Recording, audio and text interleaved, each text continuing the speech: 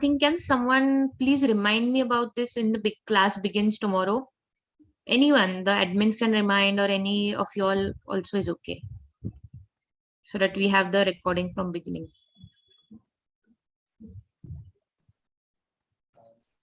Mataji. Okay, yes, fine. Okay. So here we are. So to describe this, or in short, from this picture itself is self-explanatory. He's away from everything. See, he's not even wearing anything. So he is not even concerned with the heat, cold, everything around him. He might have animals biting him. He might have insects coming around him. He's not bothered by all this. What is he doing? He wants to focus his mind on him, who's here in the center, Paramatma, the Narayana form of the Lord inside his heart. He's focusing there. Now, Ashtanga 8. Ashtanga means 8. 8 limbs connection. 8 limbs. Ashtanga Yoga means there are 8 limbs of Ashtanga Yoga, 8 parts of Ashtanga Yoga. It includes all of this. Ashtanga includes all of this. What is this? Samadhi. Samadhi is the last one. Begins with Yama. Yama, Niyama, Asana, Pranayam, Pratyahara, Dharana, and Dhyan. These are the 8 limbs of Ashtanga Yoga.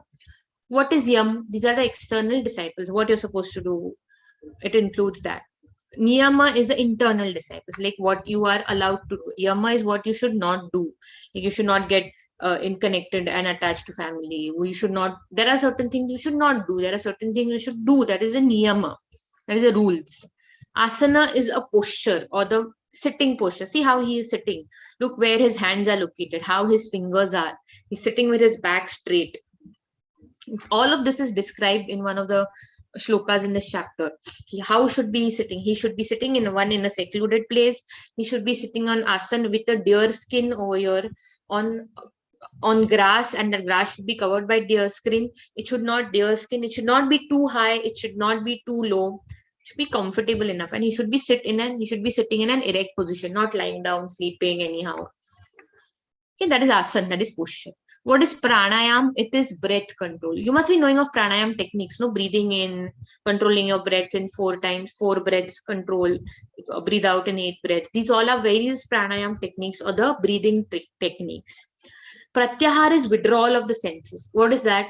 Your senses have to be detached from the sense objects. Like, what are your senses? Feeling hungry, feeling cold, feeling attracted to something. These all are sense organs. Like how each of your sense organ gets attracted to some, like Bharat Maharaj, his sight and his mind was attracted on a deer, even though he was practicing yoga. So all these withdrawal of the senses. Dharana is concentration on the form, or concentration on whom? On the form of the Lord. Dhyana is meditation. So all these together combined is called the practice of Ashtanga Yoga, or the 8 limbs. Ashtanga means 8. Okay, this is about Dhyana Yoga. And his energy has to be controlled in between the 2 eyebrows over here. This is one of the methods of achieving connection with the Lord. Now, a very important question. Again, I want to put it to all of you. What do you think? Is your mind your friend or is your mind your enemy? The answer is given here only. Anyone would like to say? Don't look now. It's already there. Forget it. See. Harshali Mataji, you would like to recite the shloka?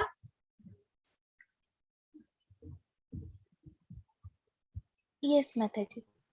Uddharedatmanatmanam natmanam avasadhayet atmaiva hyatmano bandhu atmaiva ripuratmanah. Very good. One must deliver himself with the help of his mind and not degrade himself. The mind is the friend, bandhur, friend of the conditioned soul as well as his enemy. So at times your mind can be a friend, at times your mind can be your enemy. How? Depends on what you do with your mind. With that free will that we were talking about yesterday, how you engage your mind, that it will turn out to be a friend or an enemy. If your mind is controlled, it becomes your friend. If your mind is uncontrolled, it will become your enemy. See, your mind has to control your senses. If when the moment your senses start controlling your mind, I had one rasgulla, tongue, sense, I want one more. Your mind is saying, no, okay, wait, stop. You will have issues with the sugar levels if you have one more rasgulla. No, but it's so tempting. It's so yummy. I want to have one more. Senses are taking over. Now there your intelligence somewhere is understanding, is having that understanding. No. Now it is not good. It's telling the mind, listen, wait, stop the senses. Don't have it. It's not going to help you anywhere. Right now it might feel tasty. Happiness is short lasting. Any kind of sense gratification, you imagine any kind of sense gratification is short lasting in this material world. It is not going to give you pleasure for a very, very long time. Eating rasgulla for some time, feeling happy, not going to help. Again, you will feel like eating. Then here is your mind control. Your mind will become your friend. When you start controlling the mind, it becomes your friend this way. When it becomes uncontrolled, why enemy? Your sugar level will rise. It becomes your enemy, no? Ultimately, because your mind could not control your sense of the tongue to stop at that point of time. So what you do with your mind in every situation, basically a controlled mind. And mind control in this chapter we are focusing on is by Dhyana Yoga. Yes, Harshali Mataji, you can read. बन्धुरात्मानमस्तस्य येनात्मैवात्मना जितः आत्मानस्तु शत्रुत्वे वर्तेतैव शत्रुवत्. Okay. Shatru is what? Enemy. Correct? Bandhu is what? Friend. Atmanamas is talking about the controlled mind. So what is Krishna himself saying in this? What is Krishna's advice? Krishna is saying, for him who has conquered the mind is the best of the friends. But one who has failed to do so, mind will remain the greatest enemy. Correct? See this over here. Struggling over here to control his mind. Yeah. See how relevant Bhagavad Gita is even today. 5,000 years ago, what Lord Krishna has advised Arjuna, we can connect it now, we can connect it 10 years after this, 20 years, 50 years, 100 years after this. This thing is always going to remain true. All these concepts, these facts, these philosophies is going to help you in your day-to-day life if you try to connect it in the correct way. See what our mind does. Okay. Now the intelligence, now imagine this, that picture is coming later. Imagine this is an intelligence who's a decision maker, and he is the one who is the chariot driver. He's controlling whom? He's not controlling the senses directly. He has to go through the mind. Intelligence somewhere has to control the mind. What is a mind? Mind is a storehouse of thoughts. If you say no, if you tell someone, where is the mind? Will you be able to answer this? Anyone is a medical student here? Anyone studied medicine? No. Mataji, can I speak? Yeah. Yes, please. Like my brain is the like biological thing for people, but mind is a psychological thing. Yes, there is a psychological component also, right? The subtle form. You have something called as a gross body and a subtle body. Mind is a subtle body, part of it, right? Your mind, intelligence, and false ego. These three things are the part of your subtle body. This is going to come in the next chapter. Gross body is what? What is a gross body? This body made up of flesh and bone. It's made up of what? Earth, water, fire, air, and ether. 5 things. Subtle body is mind, intelligence, and false ego. You cannot. We had during first year MBBS, we had the dissection. We used to dissect the entire body, top to bottom. The full year we dissected. Nowhere I could see the mind or point out this is the mind. You can see the brain, you can open up the brain, you can see the nerves, this is going here, this is going there. You study the chemical reactions, you study so much, but you cannot define the place. You cannot say, oh, this is the mind. No, because it is a subtle body. It's a part of the subtle body. And this science has come a little later, but this is given by the psychologists, and this is a part of the psychiatry. It is a storehouse of what you think, your unfulfilled desires. So desires arise here. Dualities arise here. Anger arises here. Lust arises here. This is a very dangerous thing, if it is not controlled. All your previous experiences are stored here. And this mind is trying to control your senses.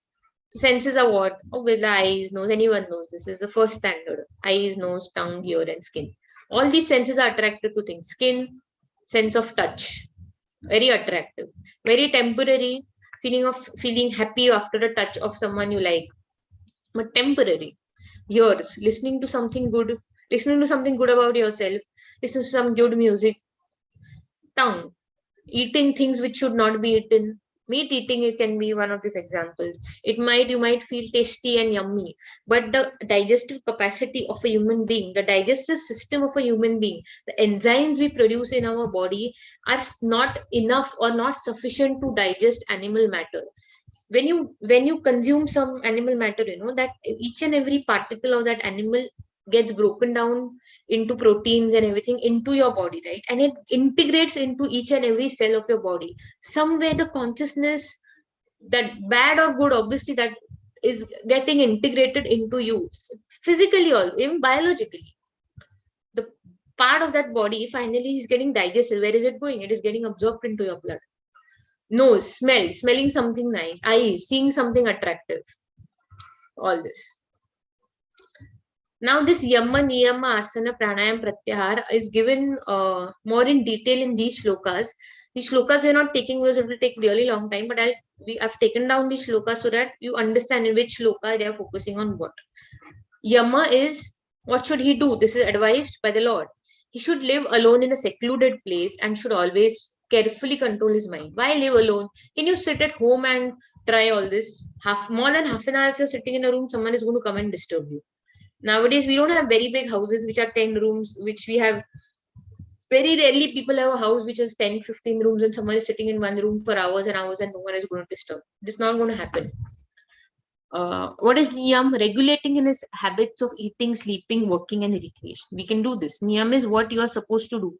What is you're supposed to eat? You're supposed to eat sattvic food. No meat eating, no animal killing, anything that is easy for digestion. This sattvic food part is going to come in the later chapter. What kind of food is sattvic?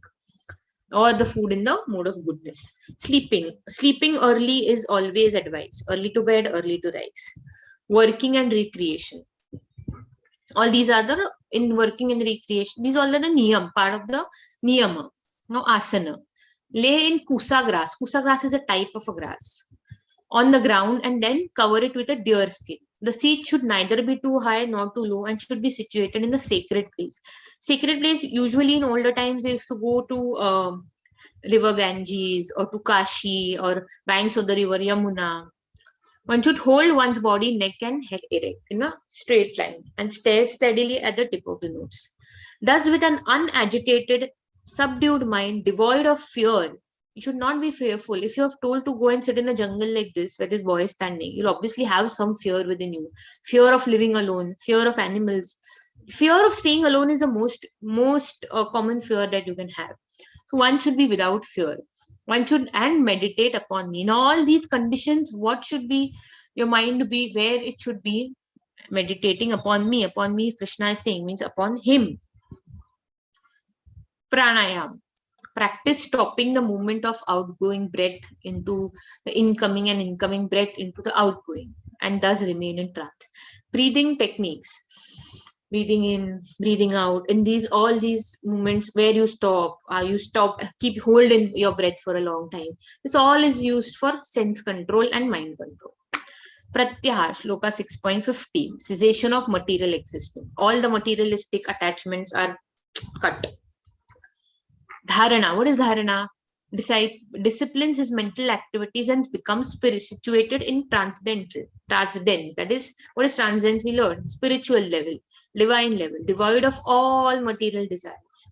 He is said to have attained yoga, and not all that we saw, just doing some postures, getting up in the morning, sitting for some time, trying some exercise. You can call that as physical exercises for the upliftment of your health. Okay, you call that then don't call that yoga. That is okay, that is good for your health, do it, but don't give it the name yoga. Yoga, what Krishna has told in Bhagavad Gita, is this: connecting yourself to the Lord, either by karma yoga, dhyana yoga, ashtanga yoga, dhyana yoga, bhakti yoga. Now, dhyana, as a lamp in a windless place, does not waver. This is an example of how a yogi should be. So the transcendentalist, whose mind is controlled, remains always steady in his meditation on the self. Self means on the Paramatma form. This one here.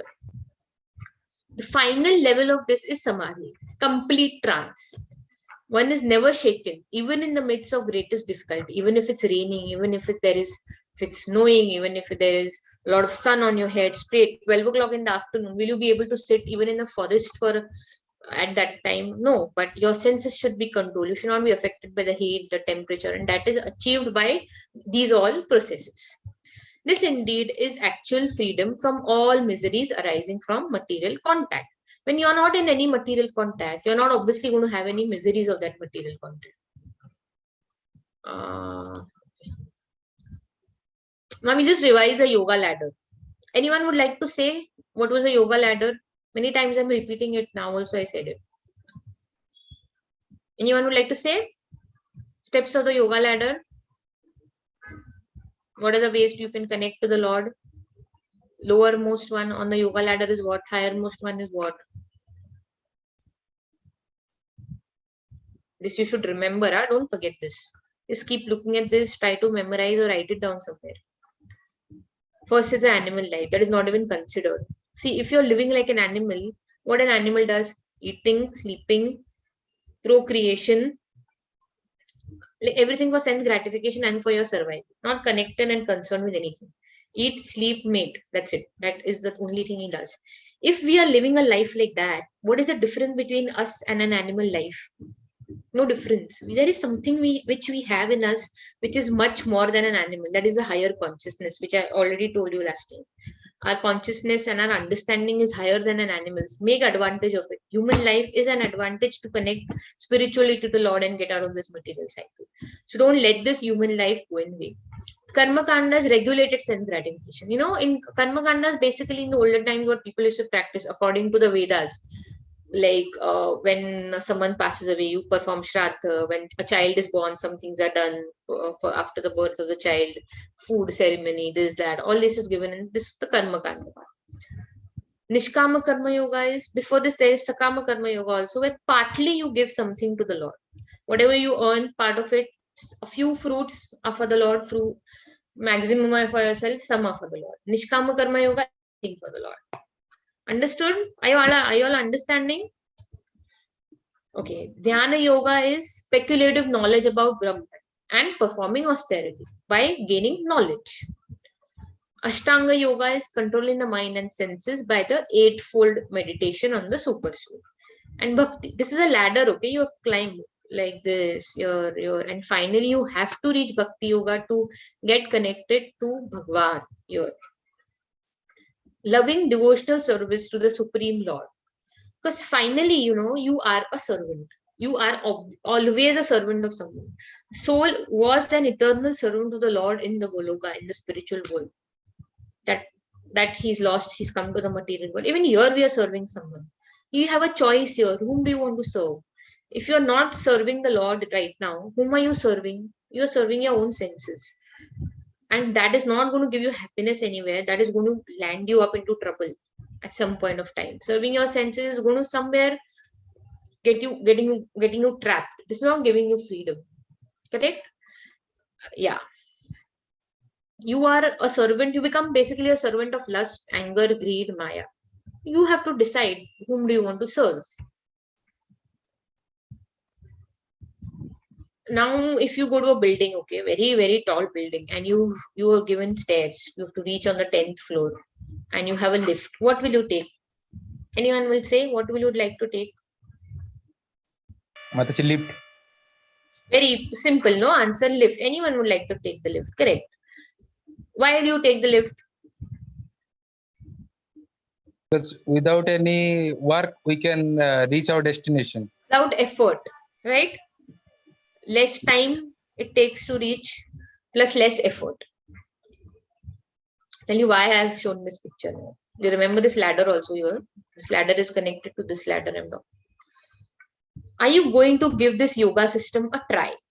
Now Krishna is asking Arjuna. Do you want to try this yoga system? What do you want to do? Do you want to go to the forest and practice this? See, because just sitting in one meditative position and your mind attached somewhere, you're not going to achieve this. You have to perform all these practices of Ashtanga Yoga. Only then, himself Krishna is saying, only then you have to connect to this. Is it possible for you to do this? Just tell me that. Let's see what Arjuna is answering. Arjuna said, O Madhusudana, the system of yoga which you have summarized, appears impractical and endurable to me, for the mind is restless and unsteady. 5,000 years ago, a devotee who's like Arjuna, who is a friend, a controlled person like Arjuna. How Arjuna is since first chapter we are seeing. Throughout his life, he was so controlled. So much torture they had, but how he was. A person like him, and that also in the Dwapar Yuga, when he himself is saying all this is impractical and endurable, where do we stand in this Kali Yuga right now? How many of you all think it is okay or it is easy for you all to perform the practice of Ashtanga Yoga?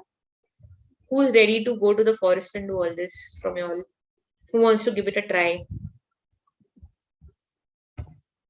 No one is saying anything. I think it's no one wants to do it. No way, it's impossible, right? Practically it's saying. Himself Arjuna is saying that over here. So now why is it like that? Why is it difficult? Because the problem is the mind. Then because of the nature of the mind. Chanchalahi mana Krishna. Mataji, want to read? Harshali Mataji? Yes, you want to Mataji. recite? Yes.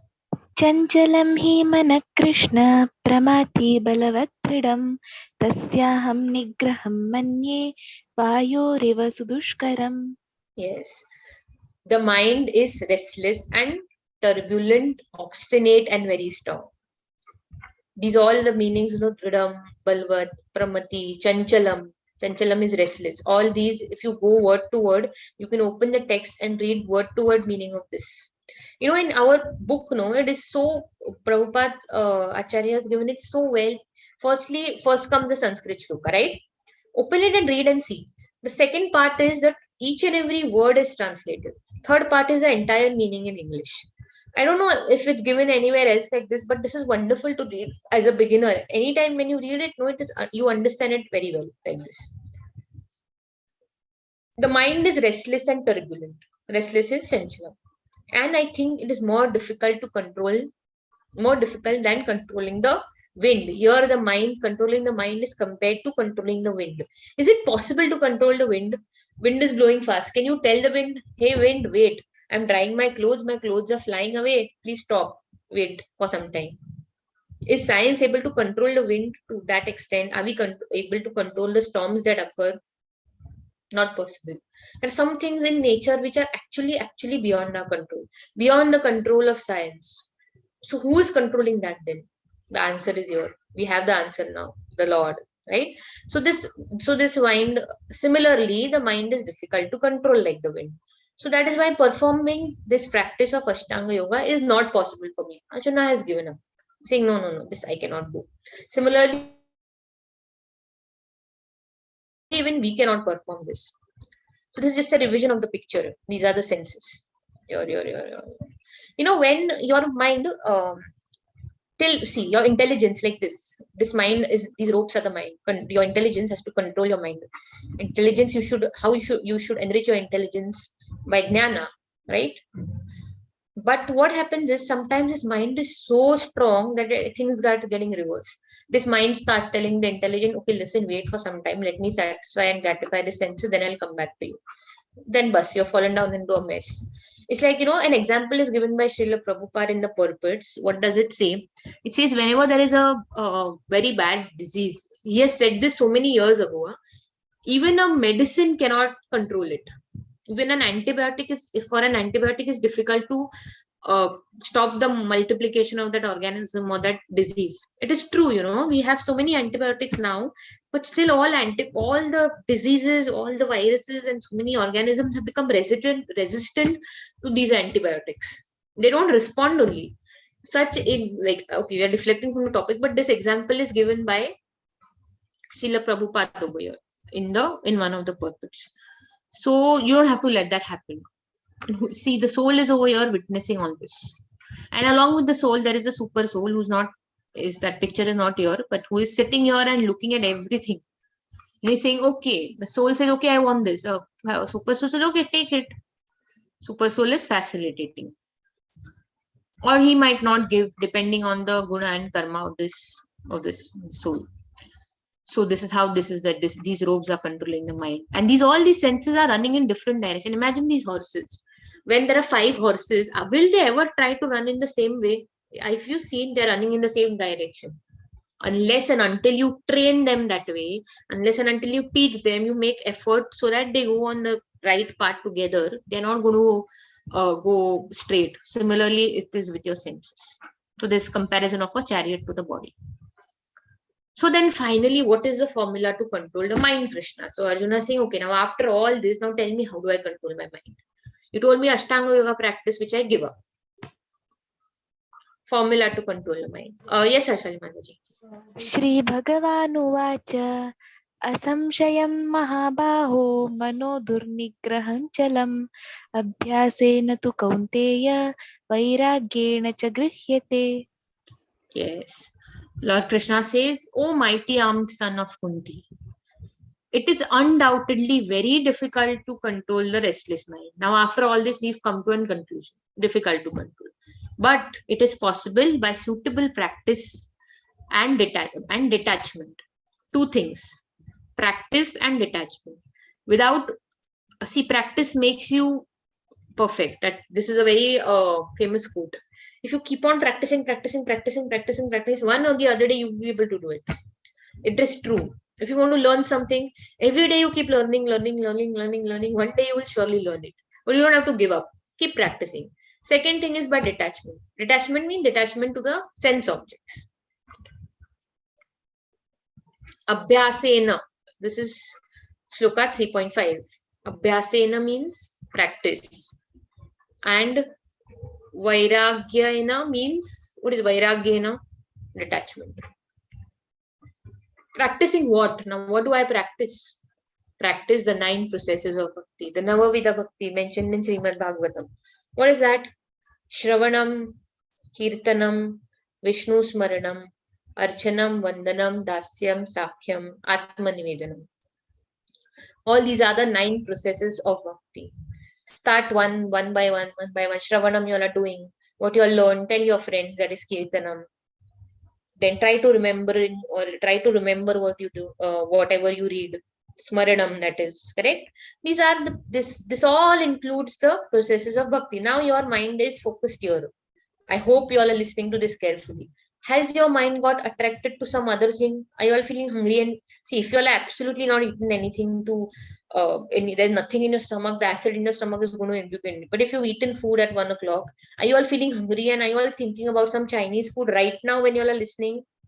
You all are not. I hope you all are not. Why? Why are you all not doing that? Because right now your mind is focused where? In what? Shravanam.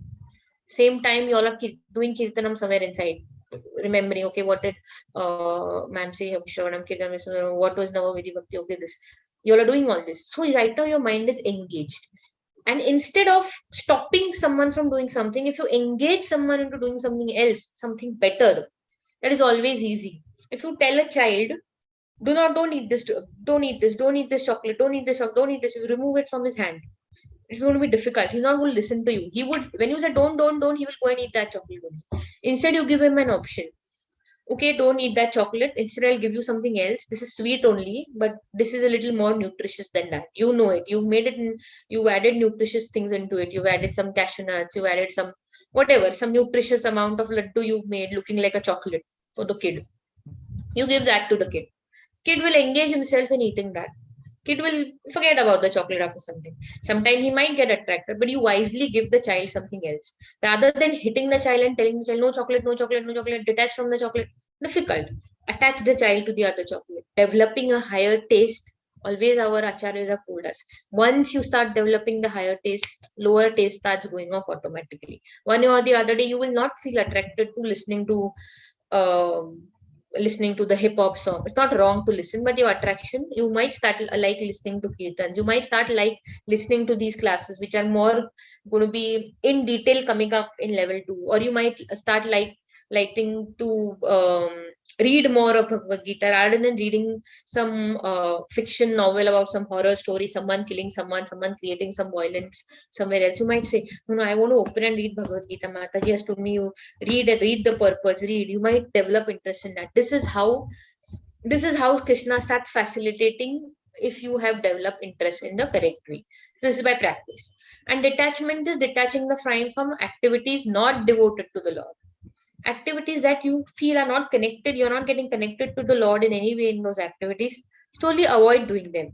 Not easy. One by one, slowly stop doing. Most important thing, one of them is chanting the holy name. You are completely engaged when you're chanting in all aspects. Okay, so till now we understood Krishna is explaining, he's just giving options. He's giving options. You have to get connected to me.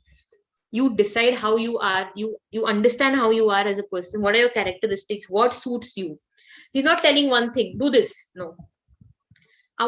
This Sanatan Dharma, no, has given us options. Nothing is being forced on us. No one is forcing us to do anything over here. Now, I have not forced any one of you all to attend. Still, I have so many people on day 6 listening to this. Without any force, we are trying to spread the knowledge, right? Similar way, Krishna has given option. Okay, Karma Yoga. No, we're not Karma Yoga. Dhyana Yoga. We're not Karma Yoga. Dhyana Yoga. Right? He's giving us different options. Now, after this, Arjuna has a doubt. He said, okay, let someone says, I will still try to practice Ashtanga Yoga. I want to do this. I'm a person who can manage doing this. I'm not attracted much to my family, or I'm not married. I don't want to get married. I don't want to get into a family. That is it is going to eventually create a lot of difficulties for me. Earning for them. Then for earning, you have to get attached to different things. You might have to do things which you don't like. So you get into that cycle. So I prefer to stay a brahmachari. I don't want to do all this.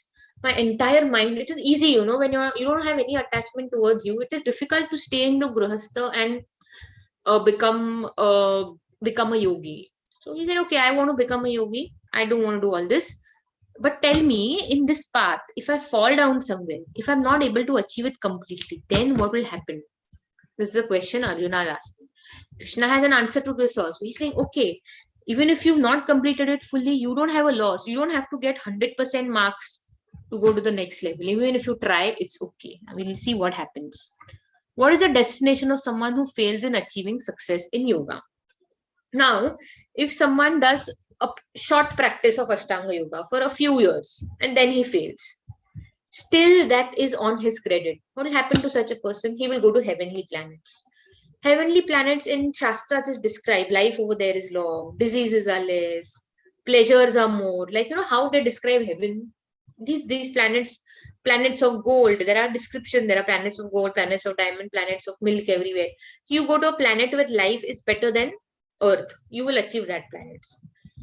And if someone for a long time is practicing Ashtanga Yoga and is unable to finish it, then what will happen? This is shloka. This is another shloka. Next shloka. This says he'll be born into a family of a devotee. It is a blessing to be born into a family of a devotee or an acharya, because since birth only you are into that.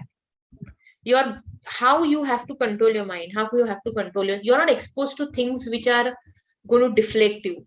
So you are given a good birth into a good family. It is very, very important, or it is a blessing to be born in a family which is good. Correct? It is blessing to be born into a family with good values, because you will be brought up in that way. So these are the perks that you get of practicing, even if leaving it in between. But is any of this are you getting out of the material world at all in this? Heavenly planets, after your credit is over, back to Earth. You're also born into, you have an opportunity, obviously, in both of these. You have an opportunity to continue a spiritual journey where you have stopped, and then getting back. So there is obviously an advantage, but it is not an 100% way to reach the spiritual world. The unsuccessful yogi, after many, many years of enjoyment on the planets of the pious living entities, is born into a family of righteous people or into a family of rich aristocrats. Now, why are they saying rich aristocrats? Why do we need to be born in a rich family? See, what happens is, when you're born in a family who is sound in money, lot of your time, your engagement in engaging yourself in earning money, the time is saved. So that much time you can engage yourself in serving the Lord. You don't have to get up early in the morning and run, catch a train and go somewhere and just all your energy or work 15 hours a day to earn money. So there is an advantage. If you're into a family where you are sound, you have enough money to maintain yourself, maintain your family, you maintain your generation, some amount of time you can spare, some amount of donations you can do, some amount of time you can involve in the activities of the spiritual life. This is the same thing what we did. Family of transcendentalists, like this. The child, since he's so small, he's fortunate enough to be in association with parents who are Krishna conscious. So his Krishna conscious journey has begun since he's born only. Maybe since he's in the womb of his mother, like Parikshit Maharaj. Who is the greatest yogi? Who is the greatest yogi? Anyone would like to answer this? Krishna is going to answer it, but anyone has an opinion after all this discussion? Who is the greatest yogi? Any answer is okay. No one is going to be judging you. You all are very new One who into can this. Even control if your the attempt senses. and answer something, and that's good. One who can control the senses. Yes, correct, right. And Decide what is good and bad for one like. yeah, who for can himself. control the senses and the mind? Correct, right. Krishna is giving a very, very, very important, revealing, important knowledge in this. What is he saying? Mataji, you want to read?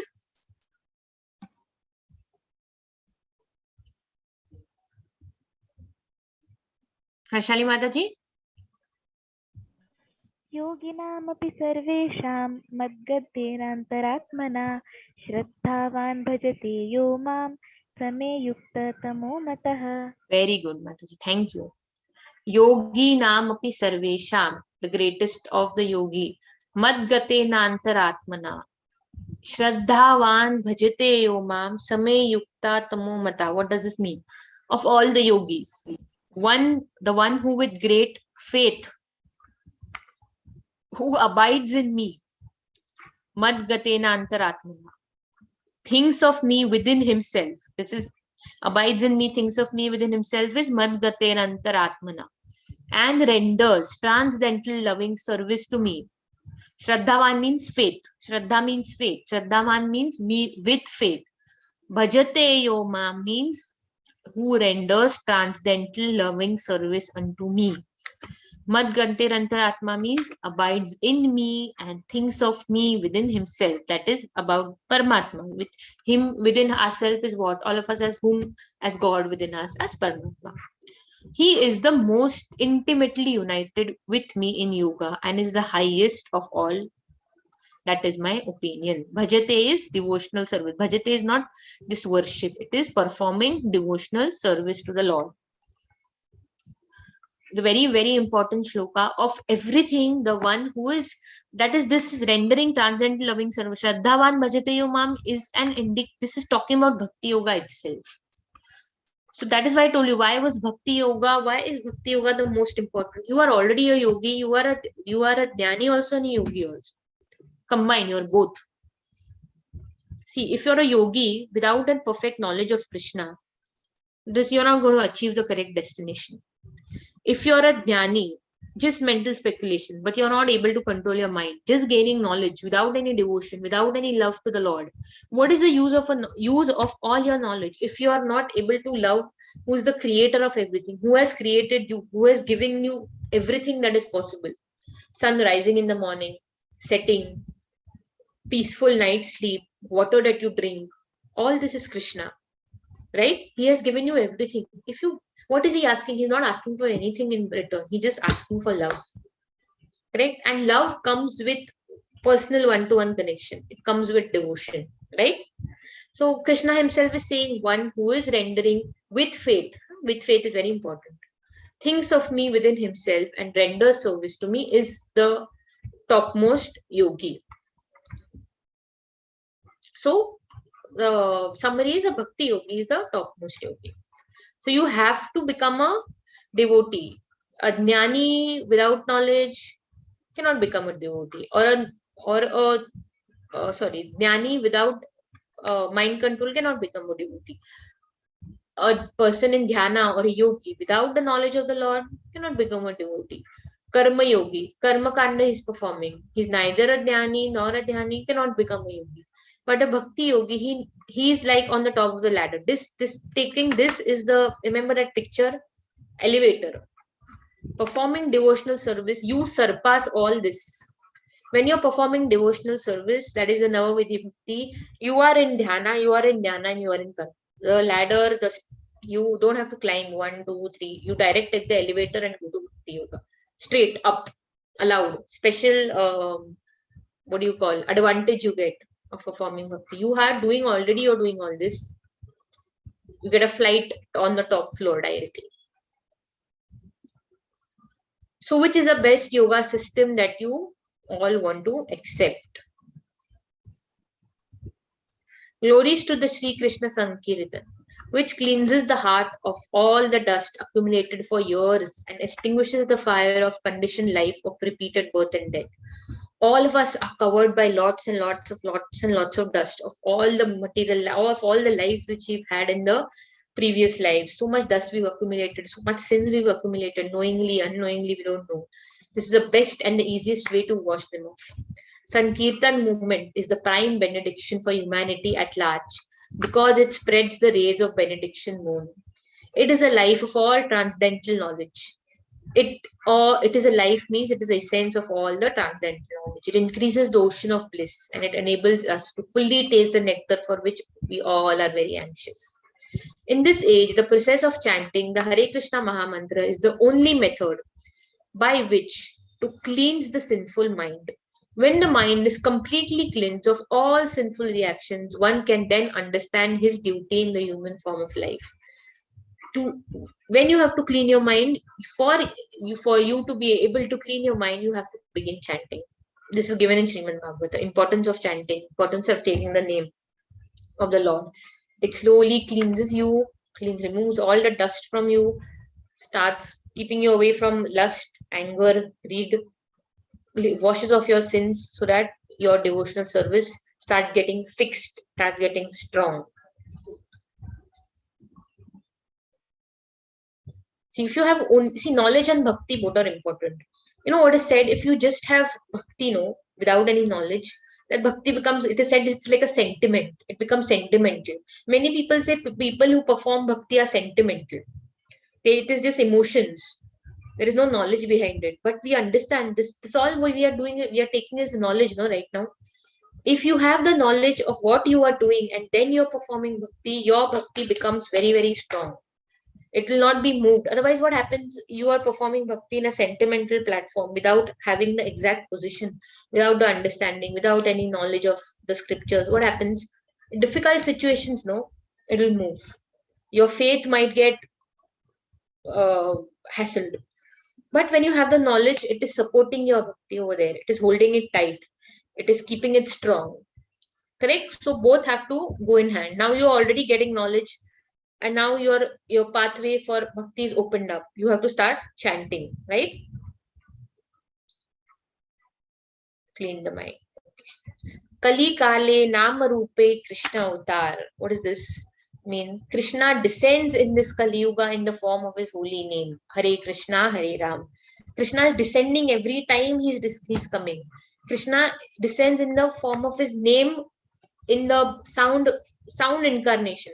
Name of the Lord is considered to be an incarnation of the Lord in the sound form. You know what is a literally incarnation of the Lord? Srimad Bhagavatam is considered to be a literally incarnation of the Lord. When you offer prasadam to the Lord and you consume it, after you offering it to him and you consume it, that is also considered to be an incarnation of the Lord in that form. When we chant the holy name, we are coming in contact with the Supreme Lord because Krishna is not different from his name. Very important. Krishna and his name is the same. Krishna and his name is non-different. This from Chaitanya Charitamrut Adilila. My dear king, although Kali Yuga is an ocean of faults, this I already told you, very difficult to survive in Kali Yuga, there is still one good quality about this age. Simply by chanting the Hare Krishna Mahamantra, no need to go to the forest, no need to perform Ashtanga Yoga, no need to perform other sacrifices, no need to sit into meditation for 10 hours a day. One can become free from the material bondage. That number of times you chant is the best. There were acharyas who used to chant the whole day, 10 rounds, 20 rounds, 50, 40, 50, 64 rounds of chanting was first recommended by Srila Prabhupada when he started preaching this movement in the US. But chanting 64 rounds, the person does not get time to do anything after that, after attentive chanting of 64 rounds. So, okay, you can't chant 64, go down to 32. 32, chanting 32 rounds also became very difficult. Then finally, Srila Prabhupada came to chanting 16 rounds, which at average speed, after you achieve a average speed, takes about 1.5 hours. So 1.5 hours of a day, you can, if it begin in the morning, you can spend in getting connected to the Lord. You will have His name inside you subconsciously all the time. You need not have to remember Him. You need not have to remember, okay, remember God. You don't have to do that. Once you chant in the morning, it remains inside you for the whole day. It should be like a push you get to begin your day. It should begin your day with taking the name of the Lord. It's not an ordinary sound. Krishna is present in his name, and because Krishna is the reservoir of all spiritual pleasure, his name are also full of pleasure. Hare Krishna, Krishna Krishna, Hare Hare, nectar in every word. That's why a great spiritual master once said he wanted millions of ears to hear Krishna's names and millions of tongues to chant them. Now we'll just do quick. This chapter ends here. I'll just show you how to chant, rules of chanting. Wait. See, there is a bag like this. This is called a japa bag where you can keep the japa mala safely so that there is nothing falls on it or it does not touch anywhere else. Just to keep it clean. No, not compulsory, but good to have it. Now this is the Krishna bead. First bead. You add the Panchatattva mantra on this. This is the Panchatattva. Chant audibly. You should be able to hear it. Don't scream so that the neighbors get disturbed. Just for yourself so that you hear it. Pronounce each name distinctly, not like this. You should be able to hear it and pronounce it clearly. Hare Krishna, Krishna Krishna, Hare Hare, Hare Ram, Ram Ram, Hare Hare. Chant with respect, devotion, and concentration. The emotion with which you are chanting gets into it. It gets into the chanting. So chant very much with respect, with love for the Lord, and with concentration. You can chant in any place, sitting, walking, facing any direction. No rule, you have to face the west, you have to face the south, nothing like that, any direction. You can sit, you can even walk while chanting, but your attention should be on chanting. You can chant at any time of the day. However, it's recommended to chant early in the morning. It is a Brahma Muhurta. You can chant either before or after taking bath. It is recommended to chant by keeping count. It is always better to keep a count so that it becomes like a discipline, just to have a discipline. Preferably on a Tulsi Mala. Tulsi Devi is considered to be a greatest devotee of the Lord, and Tulsi is considered to be very pure. Tulsi Mala, if you don't have Tulsi Mala, it's okay. You can chant on any other bead also. That's fine. In kids' class, we had one craft session where kids had their own beads and they made their own mala of colorful beads. And when kids used to chant, there were kids chanting 4 rounds a day. Don'ts of chanting. Should not chant on a portion of the Maha Mantra. Like, don't just chant half and then go to the next bead. Completely. Hare Krishna, Krishna Krishna, Hare Hare, Hare Ram, Ram Ram, Hare Hare. Then the next bead. One should not chant while reading a book or a newspaper or watching TV. Like, you're reading something, watching TV and chanting, your attention is your mind. The mind control is not going to be achieved. What are the benefits of chanting? Freedom from sinful reactions. Sankirtan. Chanting together. Kirtan is chanting in a tune and chanting together. Chant and be happy. Hare Krishna, Krishna Krishna, Hare Hare, Hare Rama, Rama Rama, Hare Hare. Okay. Thank you, everyone. Pradosh Prabhuji? Yes, Mataji. Hare Krishna. Hare Krishna. You want to, we'll do mind control techniques today. We'll focus on, there are 3 mind control techniques. There are physical techniques of mind control, there are mental techniques of mind control, and also spiritual techniques. It's a very long presentation. What is the time now? 4 o'clock. It's already 4:06. I didn't know it went so long. What do we do, Prabhuji? How much time can we do physical techniques? See, the first part of the presentation does not start with the techniques. We can just... Yes, Mataji. Mataji, we can stop the YouTube streaming. Hare Krishna. I need to stop the live stream, is it? It doesn't happen Yeah. with the live stream.